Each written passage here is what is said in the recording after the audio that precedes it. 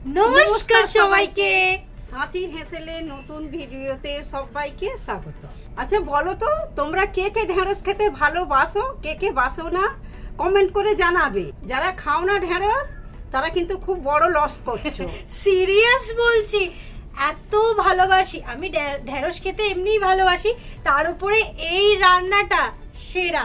ঢেঁড়সি, এটা ঢেঁড়সি, বাট এর হয়তো অন্য কোনো নাম আছে, আমরা তো ঢেঁড়সই বলি। হ্যাঁ, চলো কি করতে হবে মায়ের জন্য? আগে ঢেঁড়স গুলো ভালো করে ধুয়ে নিয়ে কাটতে হবে। চল, এখানে 300 গ্রাম ঢেঁড়স আছে। এইগুলোকে ঢেঁড়সগুলোকে ভালো করে ধুয়ে কেটে ফেলবো।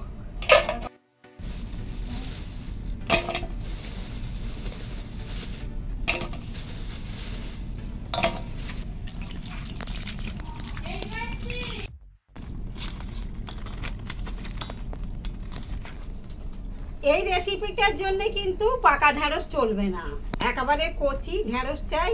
আর এইরকম সময়ই ঢেঁড়সটা খেতে ভালো লাগবে। চলো কাটাটা তোমাদের দেখিয়ে দিই, ঢেঁড়সটা কেমন কাটছি।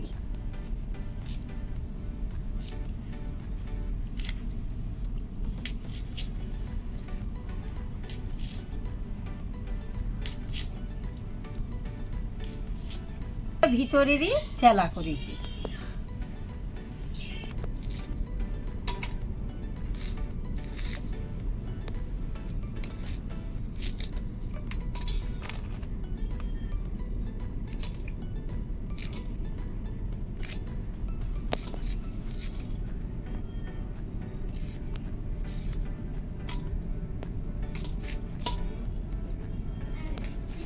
ঢেঁড়স আমার কাটা হয়ে গেছে। এবার ঢেঁড়স রান্না করার জন্য কি কি লাগছে তোমাদের বলে দিই। এই যে পেঁয়াজ বাটা, একটু চালের গুঁড়ি, একটু চিনি, বেসন, অনেকটা পরিমাণ টমেটো, একটা শুকনো লঙ্কা, 4টে কাঁচা লঙ্কা, আর একটু রসুন কুচি। এইটুখানিতে এই রান্নাটা কমপ্লিট হয়ে যাবে। এবার ঢেঁড়সটাকে মাখিয়ে নিচ্ছি। কি কি দিতে হবে মা ভালো করে বুঝিয়ে বলে দাও, সবাই তো এই রান্নাটা করবে। প্রথমে দিচ্ছি চালের গুঁড়ি,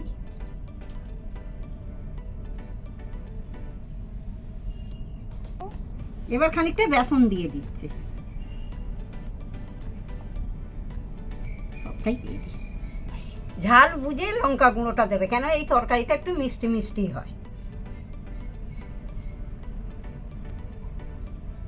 এই হলুদ দিয়ে দিচ্ছি একটু।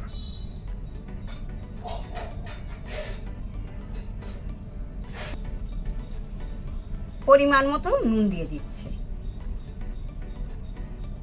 শুকনো শুকনো জল ছাড়া মাখতে হবে।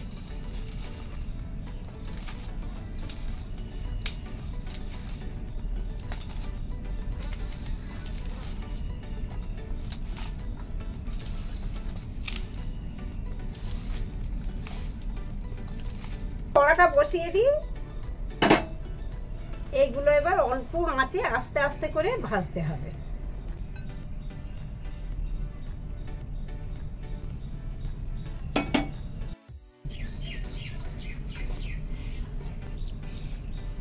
এবার কড়াতে ঢেঁড়সগুলো দিয়ে দিচ্ছি।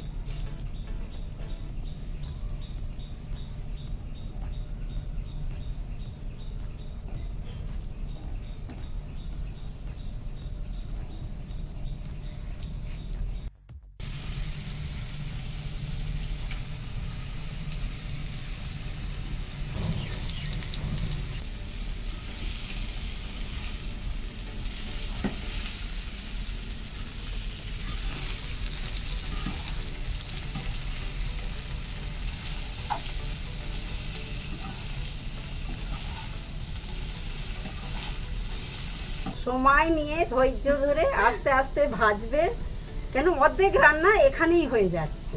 মানে ভাজাটা না খুব ভালোভাবে ভাজতে, আর আস্তে আস্তে, জোর দিলে হবে না। এবার গ্যাসটা জোরে দিয়ে দিয়েছি যাতে তাড়াতাড়ি একটু হয়ে যায়।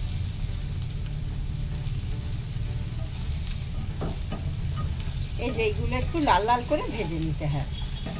এই এবার হয়েই এসেছে।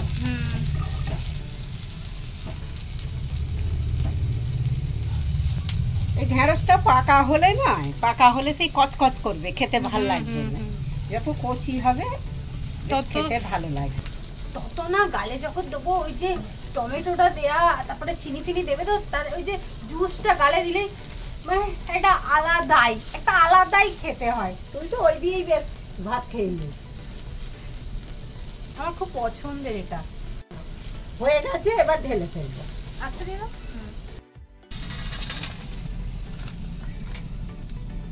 এবার একটা শুকনো লঙ্কা দিয়ে দিচ্ছি, আর একটা কাঁচা লঙ্কা দিয়ে দিচ্ছি।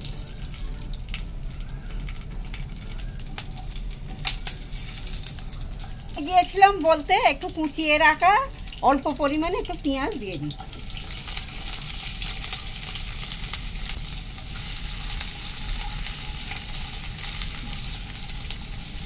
পেঁয়াজটাও দিয়ে দিচ্ছি।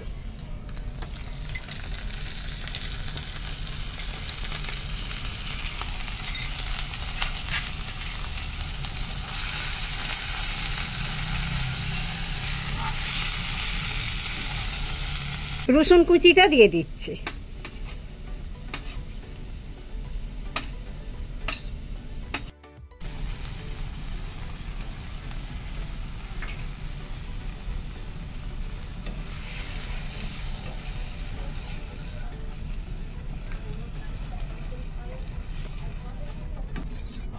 সেই যে শুকনো শুকনো ঢেঁড়স মাখার জন্য মশলাগুলো নিয়েছিলাম, সেগুলো একটু রয়ে গেছে, তাই একটু জল দিয়ে গুলে ওতে ঢেলে দেবো।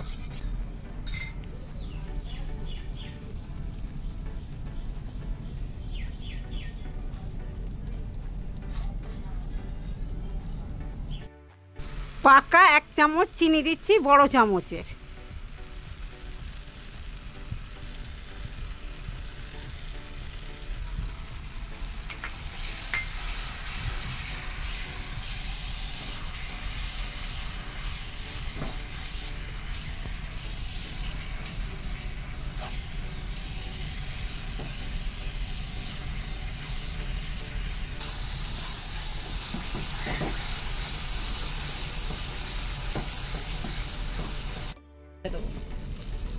এবার এটা শুকনো হয়ে গেছে মশলাটা, এবার এই ঢেঁড়সগুলো তুলে দিচ্ছি।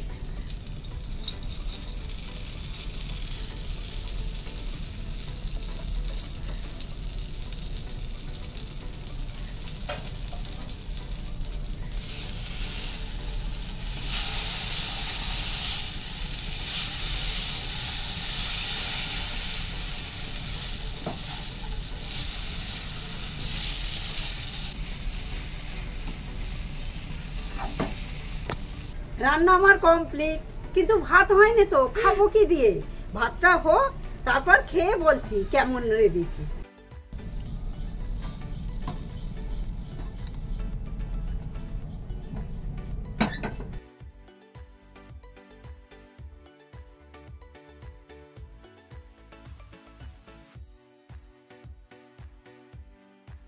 এবার খেতে বসে গেছি।